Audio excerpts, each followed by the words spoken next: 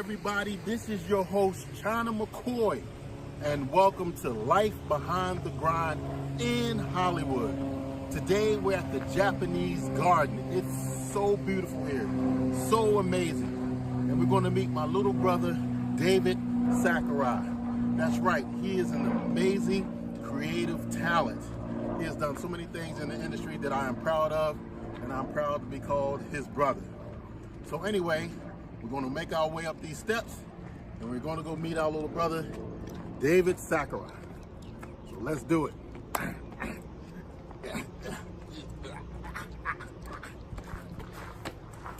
Woo! There he is. Great to meet you. It's my little brother right here. Amazing. Yes. It's also hot out. It's so hot here. Oh my gosh. Isn't it? But it's peaceful. I'm so happy to be here with my brother. This is a great place. So I'm gonna do something a little different. I've never done this before. So for the first time, you actually got to meet a creative entity before you got to see what he's done. So let's go check out what he's done.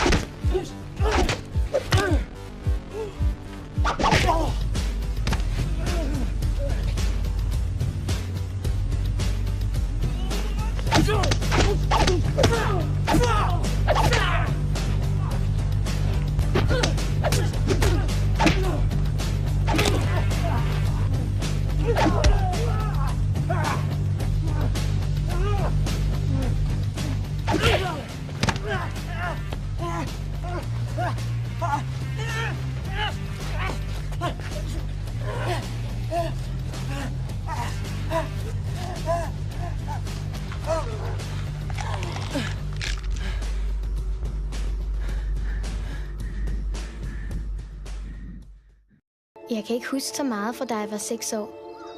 Men jeg kan huske, at da min far tog mig med sig, så forandrede alting sig.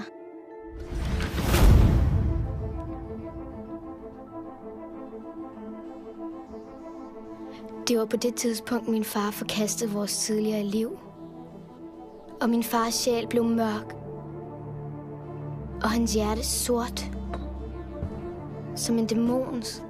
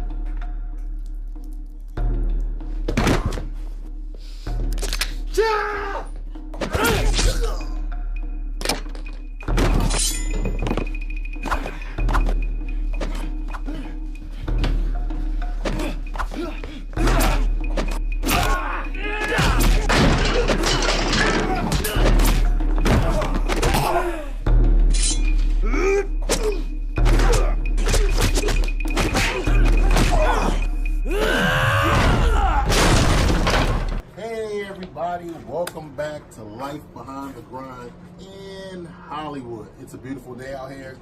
Woo, hot. Anyway, we're back with David. I hope you enjoyed the clips.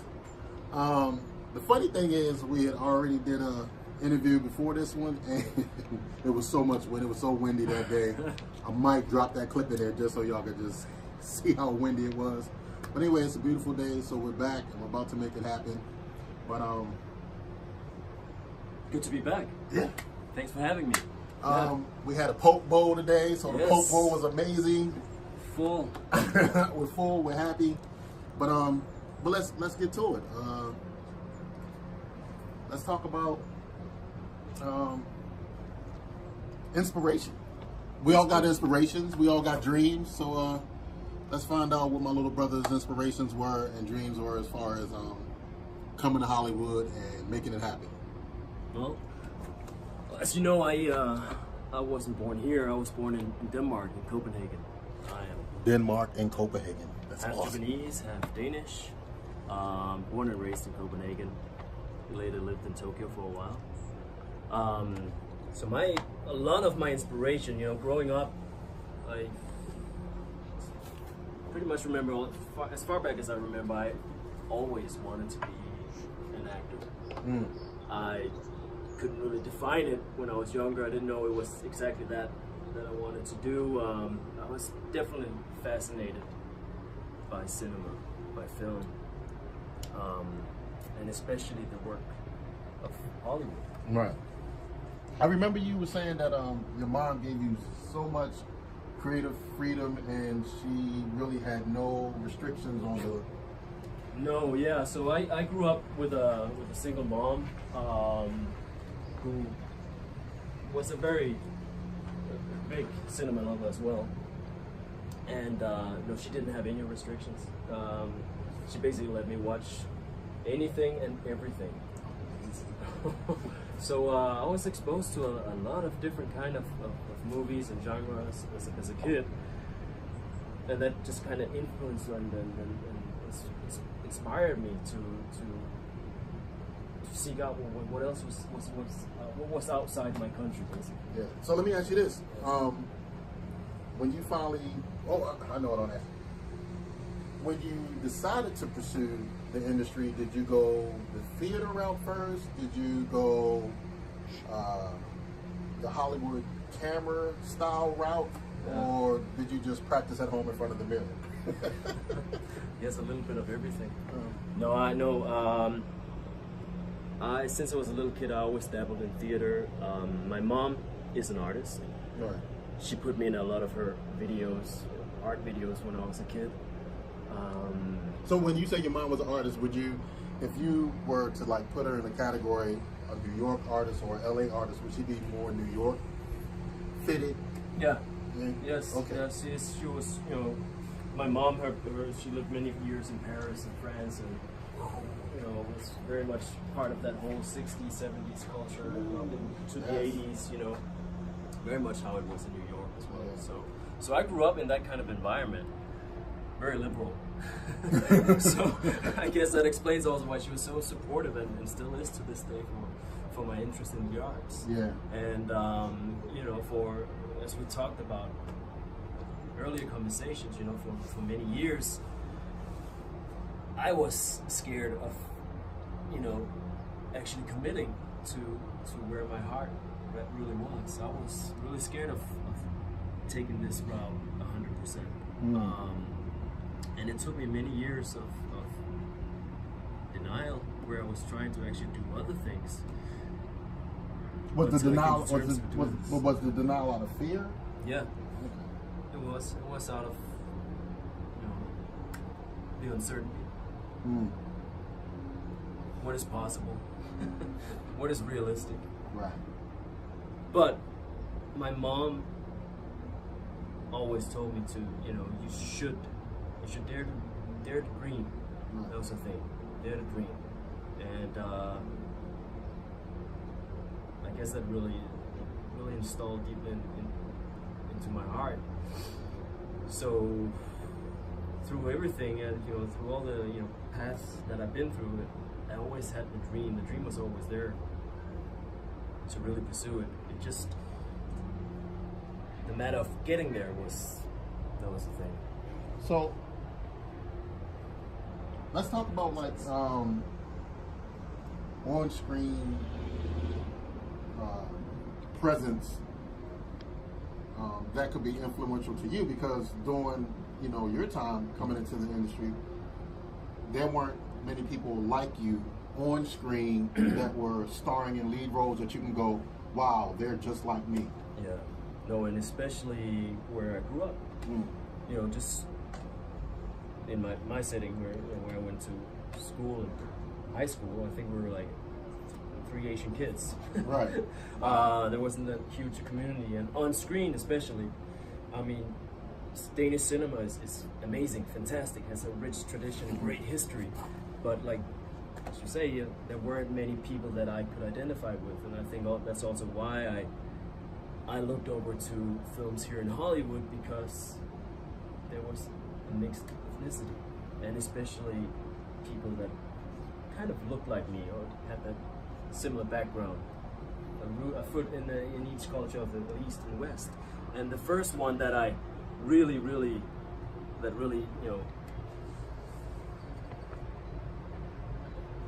I guess sparked my dream That you latched on to. Yes, that I latched on to was Brandon Lee. Oh, Bruce Lee's son. Bruce Lee's son.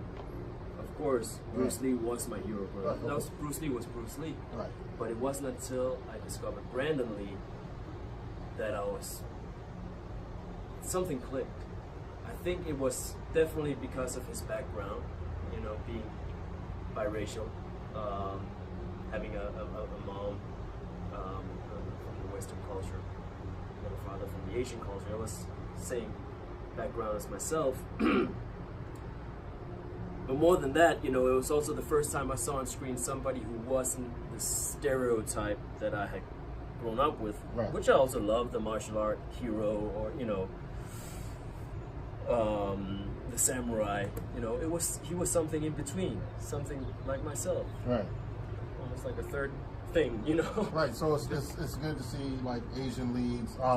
Just from my audience, there definitely was a time where Asian leads were non-existent, and so when David was coming up, there was nobody to really latch onto, like I said before. So it's good to know that like now he has the power to be in the exact same place on screen as a star, as Bruce Lee, as Brandon Lee, another up-and-coming Asian star.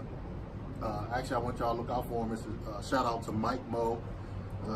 Mike's awesome. I love him. Mike is amazing. Known him since we first got started in Hollywood. He is now in a movie with Brad Pitt and Leonardo DiCaprio, and guess who he plays? Bruce Lee. So shout out to Mccoy. Congratulations, brother. But it's good to know that now you have the capabilities to step into shoes, not as a martial artist, but as an actor. Like, I'm accepted as an actor and not stereotyped as your typical martial artist. And I think that's just to go back to the Brandon Lee case. That was also what I found out at that time. I said, okay, wait a minute, hold on. He's going a route where he's getting seen as the action guy, but then when he transitioned to do The Crow, where you could really tell his whole acting came into play, and it was, dynamic was amazing. It was very, very beautiful to see, and that's when I thought, okay, it is possible to break down the barriers, and like somebody just needs to pave the way, and right. There's certainly a lot of people, Brandon Lee and a lot of other actors from over here, I'd say, that did that, and that influenced me a lot. So let me ask you, did people like Donnie Yen, Jet Li, Jackie Chan, did they have an influence on you, or were you looking for more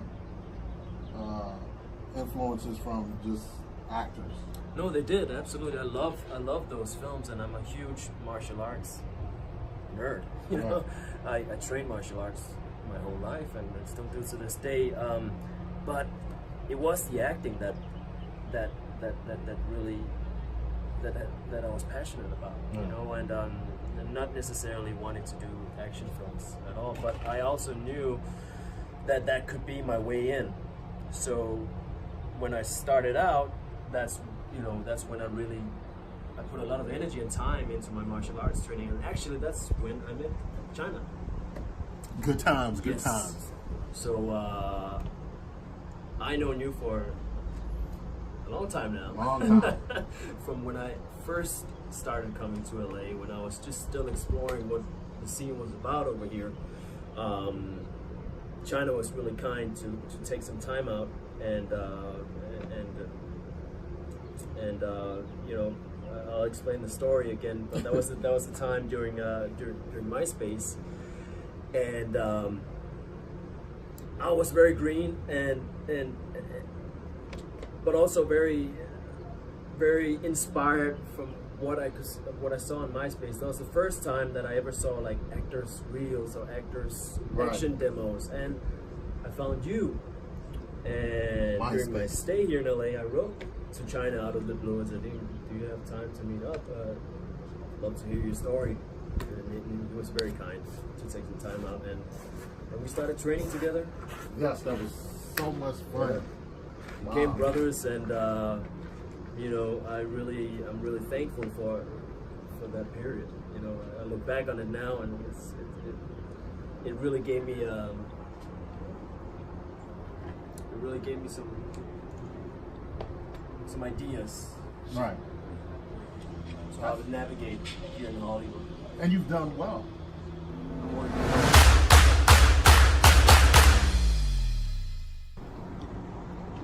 I have to say, you know, I couldn't have done any of this without having a strong support system at all, and I am very thankful through the years that I've had significant others. I had family. I had friends that have supported me.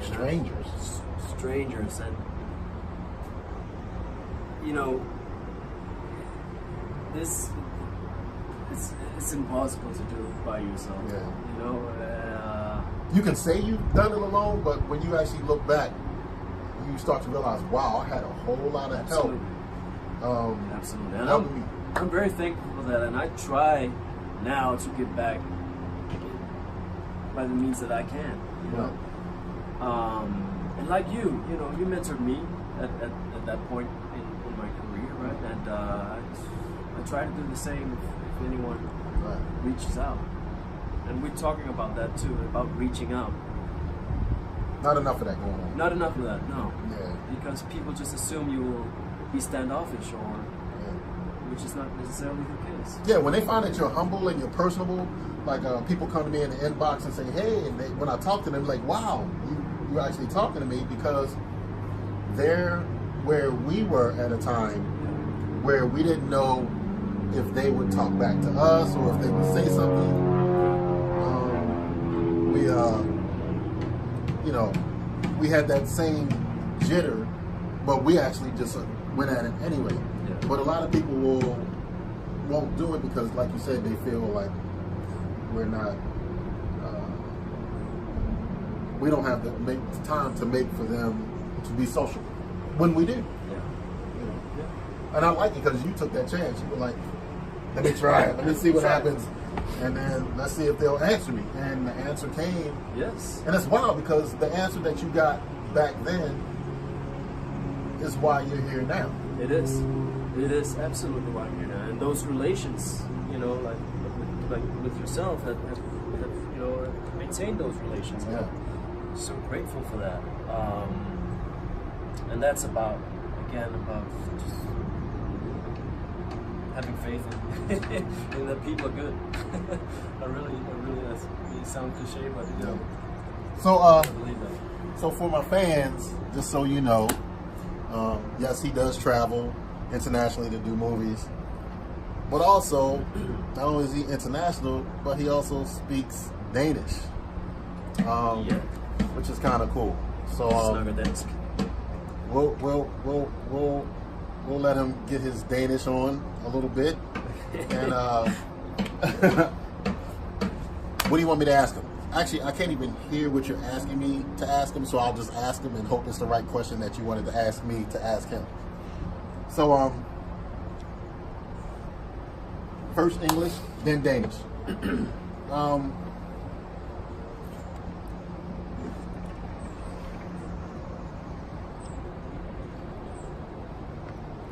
Ooh, this is a good one. This is a good one. I'm trying to think of a good question.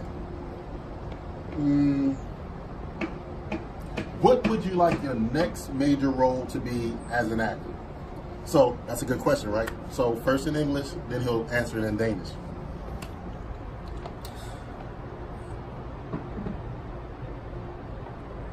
I feel, well, just to go back, I've been very lucky the past years to play a variety of different roles, and I think that's what I always look for in the next project. Something I haven't done before, something that can challenge me. I don't know yet what that will be. You know, I tried to dabble a little bit in comedy, right? That was the hardest thing to do. A little bit in action. But it's been a while. So the two projects that of my own that I'm working really hard to see through in the very near future. One of them is a romantic drama. Whoa. Yes, a very personal story. So that's probably the one that I hope to do next, and I would love to have an opportunity to prove myself in that genre. A romantic drama. Yes. Wow. I think it's time. I think it's time. I think like a movie like Crazy Rich Asian Right. really opened up the doors for what is possible out there for Asian leading men. Yeah. So It definitely opened the door. it definitely opened the door. So yeah, I'm pushing for that. And then I got another project which is an action project. And as you know, I'm back in training Right. full time right now to stay ready for that. And you look great, man. I'm trying. I'm trying to get where you are so my wife will stop pounding me on my head. So yeah, it's back to my martial arts roots, Yeah. and you know, it's been a dream to do a project like that where we can go full out with the choreography and Yeah. but same with a strong storyline.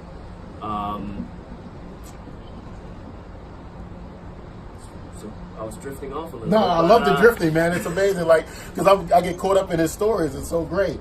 But I almost forgot the question myself, pretty much. But in Danish, we want to know what's the next big acting role that you would want to do to your Danish family out in Denmark. Jamen, på dansk, der håber jeg jo selvfølgelig, at jeg får mulighed for at lave noget, som jeg ikke har lavet før. Så enten det bliver en romantisk film, stærk drama, eller om det bliver action, det ved jeg ikke endnu, men jeg håber at få mulighed meget snart.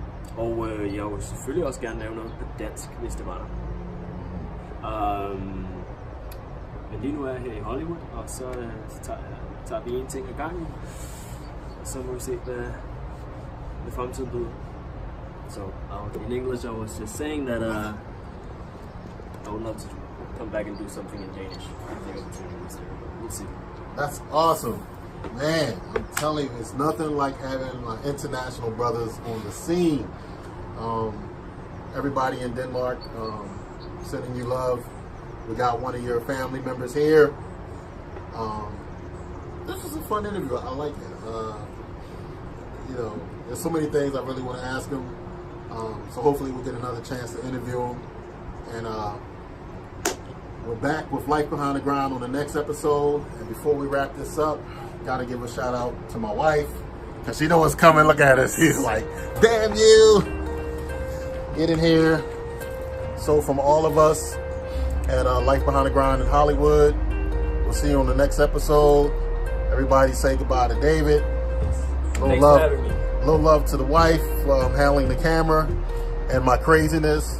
So see you again on the next episode. Peace.